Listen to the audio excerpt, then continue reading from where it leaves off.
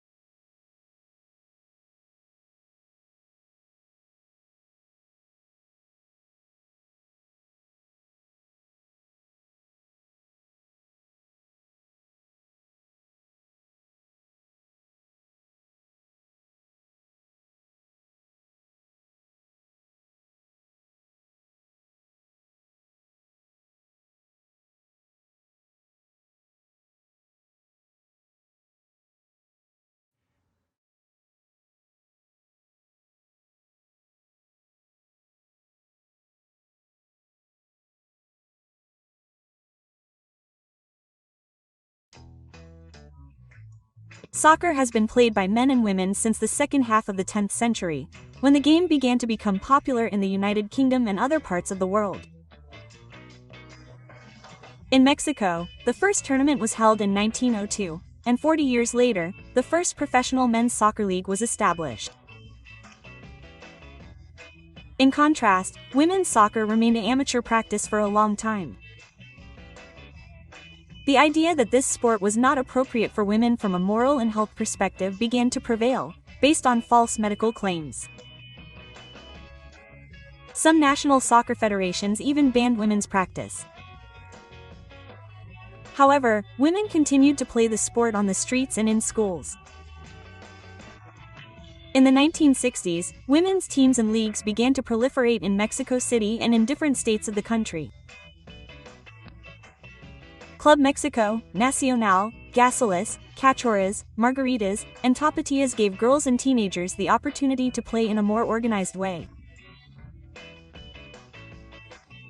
In 1969, the Liga America was established, and in 1970, the Mexican Women's Football Association was formed.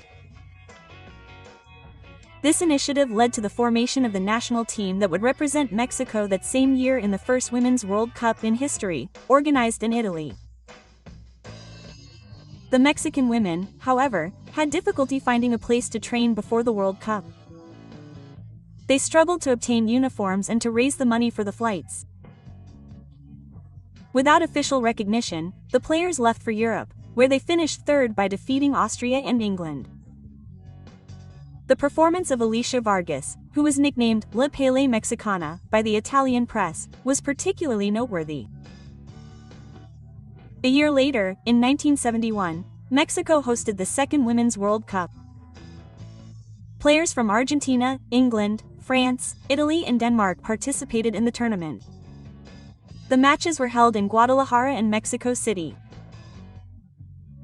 The Mexican women's games, including the semifinals and final, were attended by nearly 90,000 spectators at the Azteca Stadium and were a commercial success. The success of the tournament contrasted with the situation of the players, who played and recorded commercials without pay, despite having to cover the costs of their preparation and equipment, and in several cases had to pause their studies or work. Faced with this injustice, the Mexican players demanded compensation and even considered not appearing in the final against Denmark.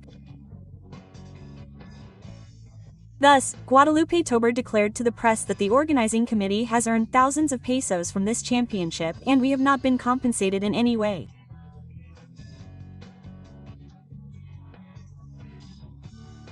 Despite the fact that the salary issue was not resolved, both individuals and companies offered prizes for the Mexican soccer players that reflected stereotypes of the gender roles of the time, from 100 to 500 pesos per goal, a bedroom, cookbooks, handbags, briefcases, cameras and trips.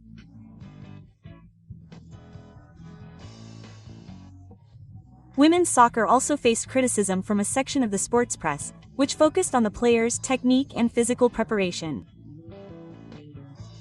Likewise, other publications preferred to sexualize the soccer players' bodies instead of highlighting their athleticism.